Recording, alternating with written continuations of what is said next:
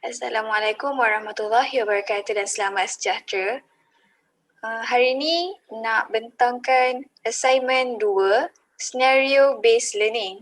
Ahli kumpulan kami adalah Aisyah binti Yaakob, Muhammad Asfar Haikal bin Jami'an, saya sendiri Nur Ain binti Zulkifli dan Nur Zahira binti Rapani. Pengenalan. Terdapat sebuah syarikat jualan atas talian baru dibuka. Berdasarkan lakaran pejabat tersebut, topologi yang disarankan kepada syarikat jualan atas talian yang ingin membuka pejabat baru adalah topologi bas.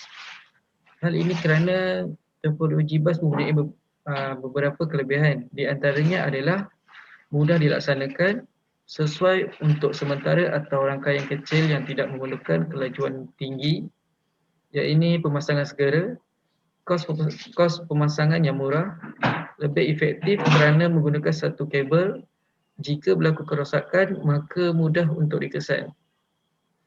Topologi bas ialah topologi rangkaian komputer yang paling mudah, di mana ia terdiri dari satu kabel yang dikenali sebagai segmen atau tulang belakang yang menyambungkan semua komputer dalam rangkaian ke dalam satu barisan. Data dalam rangkaian berada dalam bentuk isyarat elektronik.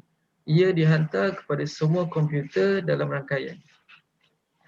Maklumat ini hanya akan diterima oleh komputer yang mempunyai alamat yang sepadan dengan alamat yang dikodkan oleh isyarat asal.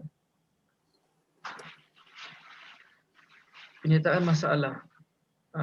Apabila menggunakan topologi bas, terdapat dua penyataan masalah, di mana yang pertama, satu kabel rosak atau terputus, maka keseluruhan rangkaian tidak dapat berfungsi kerana berlakunya lantunan isyarat di dalam rangkaian. Hal ini dikatakan demikian kerana jika kawasan tersebut terdedah kepada cahaya matahari dan haiwan serangga ataupun sering dilanggar disebabkan kawasan yang sempit, maka akan sering berlakunya kabel rosak atau terputus. Yang kedua, panjang kabel dan bilangan komputer yang terhad. Syarikat ini akan mempunyai 10 buah komputer pekerja, printer, server dan hal ini perlu mengikut kepanjangan kabel serta bilangan yang dapat ditampung pada topologi bas ini kerana panjang kabel dan bilangan komputer yang terhad. Objektif. Objektif yang pertama adalah memilih dan menentukan topologi yang sesuai digunakan di ruangan pejabat.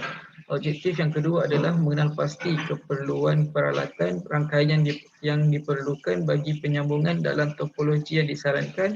Objektif yang ketiga adalah mengetahui keperluan peralatan rangkaian syarikat atas talian. Objektif yang terakhir adalah menjelaskan faktor yang paling penting dalam memastikan memperoleh jaringan rangkaian komputer dan internet yang baik. Assalamualaikum warahmatullahi wabarakatuh. Nama saya Aisyah binti Yaakob. Saya akan meneruskan pembentangan mengenai keperluan peralatan rangkaian yang diperlukan bagi penyambungan. Yang pertama adalah server. Server merupakan pusat sebuah jaringan komputer yang bertanggungjawab mengatur lalu lintas data. Spesifikasi server terdapat seperti RAM, CPU dan hard drive. Yang kedua, wire. Wire yang kami gunakan untuk pejabat ini adalah wire fiber optik. Wire ini berfungsi menghantar data. Bahagian wire terdapat beberapa lapisan untuk sebagai penabat semasa arus melaluinya. Yang ketiga merupakan modem. Modem yang kami pilih merupakan jenama Huawei, iaitu menghantar signal data untuk penyambungan pada penerima.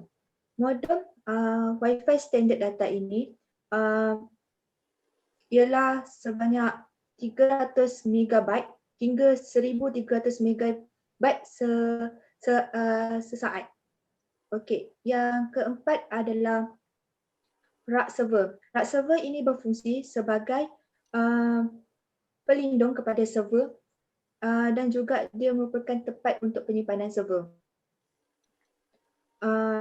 Yang kelima pula merupakan firewall. Firewall ini merupakan berfungsi sebagai melindungi rangkaian komputer yang digunakan oleh pelanggan dari sebarang serangan komputer asing seperti scammer, dan dia mengawal data paket yang melaluinya.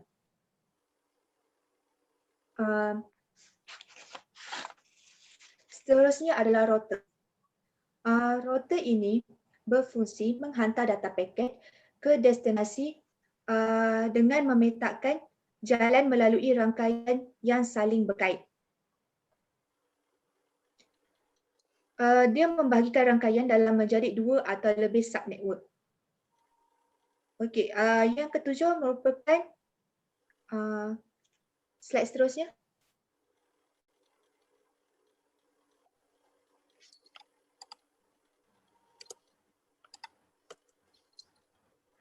Seterusnya adalah switch. Switch ini kami gunakan adalah jenama D-Link. Dia merupakan peranan lebih pintar daripada hub kerana dia boleh menghantar dan menerima data paket secara serentak. Dia juga dapat membaca alamat perkakasan dari paket masuk untuk menghantar ke destinasi yang sesuai. Okey, yang ke-8 merupakan repeater. Kami menggunakan HDMI repeater over single CAT5E atau CAT6, iaitu fungsinya sebagai mengecam isyarat apabila melintasinya. Dia merupakan pengulang melalui percikan elektrik pada isyarat yang diterima. Okey. Spesifikasi dia adalah dia menghantar isyarat ataupun gelombang gambaran, video ataupun audio sehingga 60 meter. Okey, baiklah. Yang ke-9 adalah printer. Printer yang kami guna merupakan jenama Ricoh Arvisio MPC 3000. Dia berfungsi sebagai mencetak dokumen penting, menjadi scanner untuk maklumat penting dan juga mengoptimalkan kemampuan pemahaman individu dalam menganalisa dokumen. Dan yang terakhir sekali, yang paling penting untuk ada dalam pejabat seperti komputer atau PC, iaitu kami memilih gaming PC kerana sekarang dikenali dan famous adalah gaming PC. Kerana spesifikasi kapasiti hard drive ialah 256GB dengan RAM 8 GB dan juga CPU speed adalah 3 hingga 4 GHz. Menggunakan Intel i3 dan juga dia menggunakan SSD. Fungsinya sebagai mengolah data input menjadi output serta menjadi informasi kepada pengguna. Dan akhir sekali komputer digunakan untuk seorang individu sahaja. Seterusnya, saya Nur Zahira akan menerangkan tentang kos keseluruhan projek. Peralatan pertama ialah server sebanyak 5 unit berharga RM30,525, wire fiber optik sebanyak 2,000 meter berharga RM2,397, server rack sebanyak 2 unit berharga RM596, modem sebanyak 1 unit berharga RM699, firewall sebanyak 1 unit berharga RM10,000, router sebanyak 1 unit berharga RM1,911, switch sebanyak 1 unit berharga RM790, repeater sebanyak 1 unit berharga RM117, printer sebanyak 1 unit berharga RM2,300, komputer sebanyak 10 unit berharga RM24,500. Jumlah keseluruhan projek adalah sebanyak RM73,835. Okey, seterusnya ialah lukisan lakaran sambungan setiap alatan rangkaian. Ini adalah lakaran keseluruhan ruangan bagi syarikat penjualan atas talian. Okey, pertama sekali ialah kita akan bermula pada bilik server. Okey, bilik server akan bekalkan internet melalui modem dan internet yang diperolehi untuk seluruh pejabat akan melalui firewall menggunakan kabel optik fiber. Dan modem yang kita gunakan adalah modem modified Huawei B618 22D Unlock Unlimited.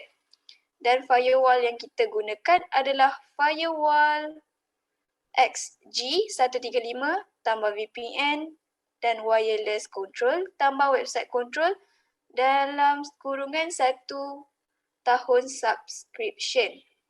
Seterusnya daripada firewall, kita akan pergi ke router dan daripada router, internet akan pergi ke switch, seterusnya akan pergi ke printer dan printer akan menghubungi setiap internet melalui topologi bus, yakni dengan menghubungkan 10 buah komputer yang ada di pejabat.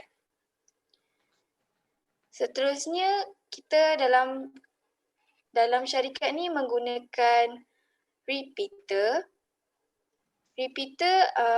Kawasan dengan repeater ni berfungsi untuk meningkatkan rangkaian internet di kawasan yang isyaratnya minimum dan ia juga menjadikannya lebih mudah untuk mendapatkan isyarat. Secara kesimpulan, dalam membuat tugasan ini kami dapati kami memperoleh ilmu pengetahuan yang baharu di mana kami dapat mengetahui secara terperinci mengenai cara memilih topologi yang sesuai mengikut sesebuah kawasan. Selama membuat tugasan ini, kami dapat mendapati bahawa pengetahuan kami belum mencukupi untuk menyiapkan tugasan ini, oleh itu kami berusaha untuk mencari apa yang masih kami tidak ketahui. Selain itu, kami bersyukur dan berterima kasih dengan ahli kumpulan kami kerana memberi kerjasama yang baik dalam menyiapkan tugasan ini di samping dibantu oleh pensyarah kami iaitu Dr. Nordayana Abdul Halim kerana memberi kami peluang untuk membuat tugasan ini. Akhir sekali, objektif kami telah berjaya dicapai. Sekian sahaja daripada saya dan ahli kumpulan.